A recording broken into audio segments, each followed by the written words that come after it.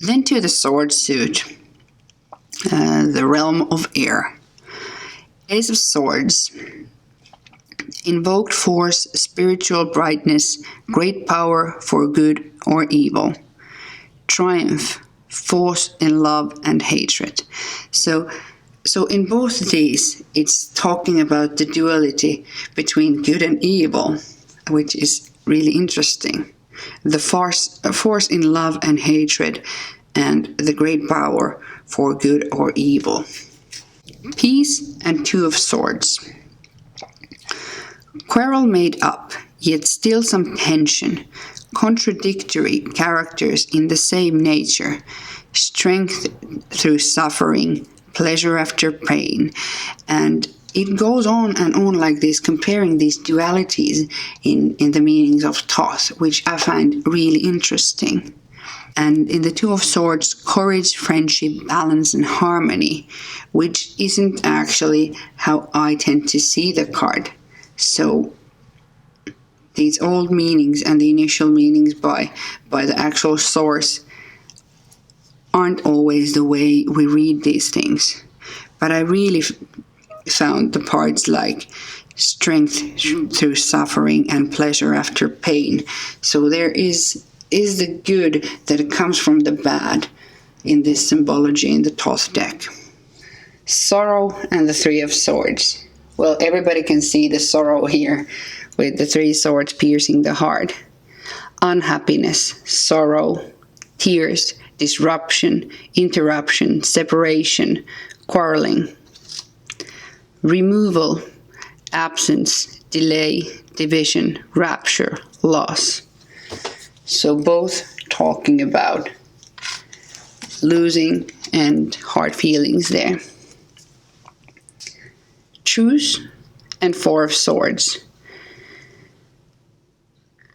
Recovery from sickness, change for better, rest from sorrow, peace from after war, relaxation from anxiety. So again, some similarities as in the Two of Swords. There has been something going on which the rest is needed after, or recovery needed after. Vigilance, retreat, solitude. But I love the depth that the Thoth interpretations bring to that. So you also think about what has caused this need for this time out, if you would say so. Defeat and Five of Sorrow. Loss, malice, spite, slander, evil speaking, contest finished, failure, defeat, anxiety, trouble, grieving after gain, destruction, dishonor, loss. So both are talking about failure there and the defeat. Science and the Six of Swords. This might be somewhat puzzling card title, the Science, at first. It's talking about labor, work, journey by water, success after anxiety and trouble, and self-esteem. And the Six of Swords again mentions the journey by water, route, way, commissionary. But there is, I think, one of the tricky cards in the Thoth to wrap your brain around it. But at least the journey by water is a meaning that has originally been attached to both of them. Futility and Seven of Swords. Journey by land, in character unworthy, partial success, inclined to betray confidence. Plan that may fail, annoyance, wish and hope. And for me, the original keywords for this card in the Rider-Waite-Smith are not so much about how I've learned to interpret the card. I find that the inclined to betray confidence, that is actually a Thoth keyword here speaks more about also Pixie's imagery there. Interference and the Eight of Swords. Narrow, restricted, petty, a prison, too much attention to detail. Bad news, censor, conflict.